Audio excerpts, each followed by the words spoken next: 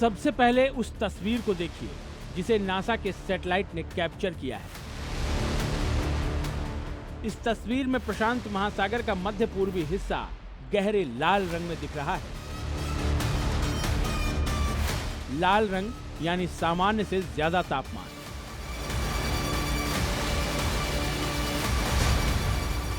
प्रशांत महासागर में बन रहा है सुपर एल नीनो। जैसा कि हमने पहले बताया, प्रशांत महासागर में इस नेचुरल फेनोमेना को एल नीनो कहा जाता है। सामान्य बोलचाल की भाषा में कहें तो इस स्थिति में सब कुछ उल्टा पुल्टा होने लगता है। अगर पानी और तापमान की सामान्य समझ के हिसाब से भी देखें तो पानी का ज्यादा तापमान का मतलब हुआ समुद्र से जमीन की तरफ बहने वाली हवा गर्म होगी, और गर्म समुद्री हवा का मतलब कहीं सूखा तो कहीं नमी के साथ मिलकर मूसलाधार बारिश। भारत में अभी प्रशांत महासागर के सतही तापमान से मानसून प्रभावित नहीं हुआ है, बल्कि देश के सभी हिस्सों में लगातार बारिश हो रही है। लेकिन असली समस्या खड़ी होगी इस मानसून के कमजोर पड़ने के बाद, यानी सितंबर अक्टूबर के बाद सिर्फ भारत ही नहीं बल्कि पूरी दुनिया में मौसमी उथल पुथल भयानक होगी।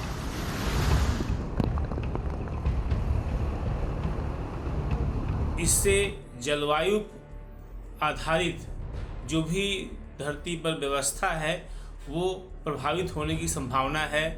जैसे समुद्र का इकोसिस्टम जिसमें मछली, प्लैंक्टन्स सब आते हैं, धरती का इकोसिस्टम जिसमें व्यक्ति, आदमी, पशु पक्षी, जानवर, वनस्पतियाँ, ये सब भी प्रभावित होने की संभावना है।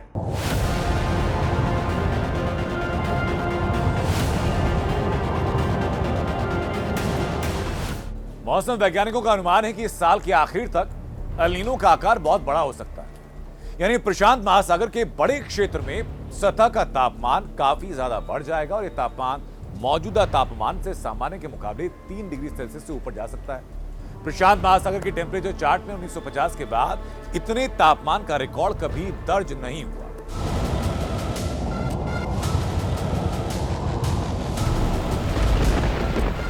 प्रशांत महासागर में एल नीनो का आकार जब जून जुलाई में आज के मुकाबले छोटा था, तब पूरे यूरोप ने इसका कहर झेला। प्रशांत महासागर से उठती गर्म हवाओं ने यूरोप के ऊपर ऐसा हीट डोम बनाया कि 20 से ज्यादा यूरोपीय देशों का तापमान 100 साल का रिकॉर्ड तोड़ गया। यूरोप अभी भी गर्मी की मार से उबरा नहीं है। ब्रिटेन समेत कई यूरोपीय देशों में पानी का संकट भीषण बना हुआ है। इस आधार पर सोचिए तब हालत क्या होगी जब प्रशांत महासागर में लगातार बड़े हो रहे एल नीनो का आकार 1.5 गुना हो जाएगा।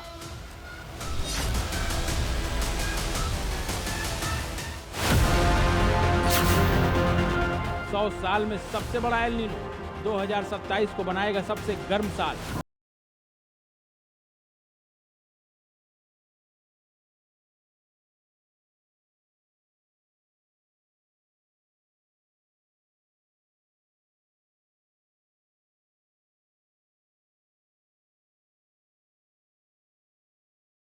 और अंतिम रूप से हमारी अर्थव्यवस्था पर पड़ने वाला है। भारत में दक्षिणी पश्चिम मानसून सितंबर महीने तक रहता है और अभी 1 महीना बचा हुआ है, तो ऐसा कह देना भी जल्दबाजी होगी। लेकिन हाँ, इस एल नीनो को सुपर एल नीनो हम बोल सकते हैं, क्योंकि ये पिछले 70 से 75 वर्षों में इस तरह की एल नीनो का प्रभाव पहली बार दिखाई पड़ने की संभावना है। एल नीनो के शक्तिशाली होने पर प्रशांत महासागर के पूर्वी इलाके में तापमान सामान्य से 1 से 2 डिग्री सेल्सियस अधिक हो जाता है। 2 डिग्री तापमान की वृद्धि भी काफी बड़ी मानी जाती है। लेकिन इस बार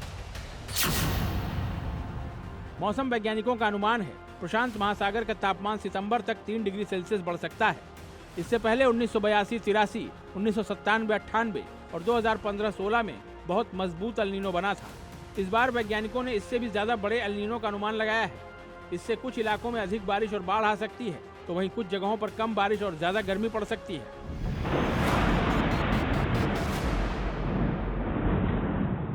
एल नीनो भारत के मौसम को भी प्रभावित करता है। शक्तिशाली एल नीनो को अक्सर वैज्ञानिक जो हैं वो भारत में कमजोर मॉनसून से जोड़ देते हैं। यही कारण है कि जो वैज्ञानिक हैं वो बाकायदा मॉनसून पर नजर रख रही हैं। ब्रिटेन के अगर मेट डिपार्टमेंट की बात करें, उसके एक वैज्ञानिक का यह दावा है कि जो पूर्व अनुमान है उसमें जो देखा गया है उसमें कभी एल नीनो के इतने मजबूत होने के संकेत नहीं मिले और इससे हो रहे मौसम में जो बदलाव है वो 2024 के रिकॉर्ड को भी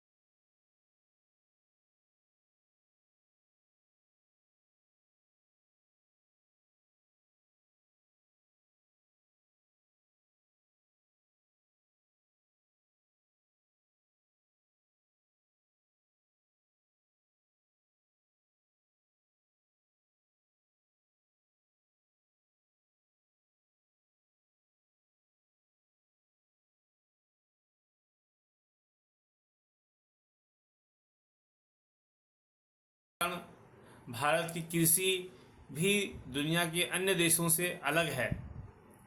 जब एल नीनो का प्रभाव भारत पर पड़ेगा तो भारत की कृषि प्रभावित होगी और केवल खरीफ की फसल ही नहीं, रबी की भी फसल प्रभावित होगी, क्योंकि यदि खेती में नमी कम होगी तो उत्पादन भी कम होगा।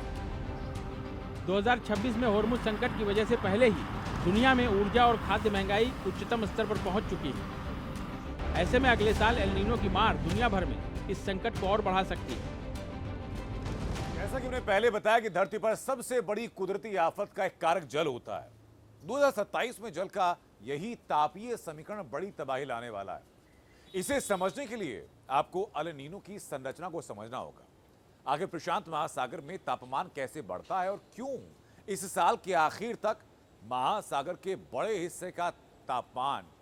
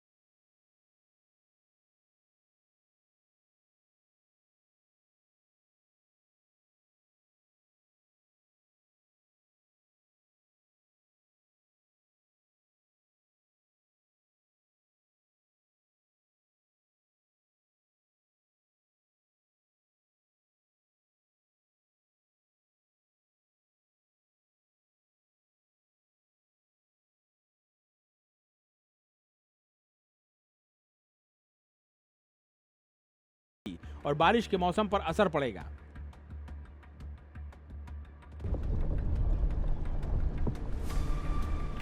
दैत्याकार होते एल नीनो की वजह से न सिर्फ प्रशांत महासागर का तापमान बढ़ रहा है, बल्कि इसकी वजह से अंटार्कटिका में बर्फ पिघलने की घटना भी तेज हो गई है।